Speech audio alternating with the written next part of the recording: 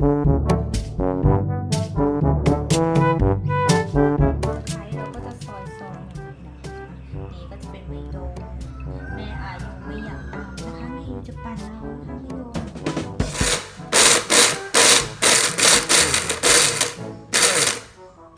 10 เม็ดใส่กระเทียม2 หัว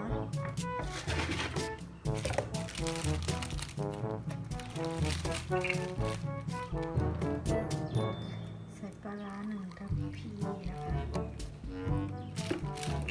ะ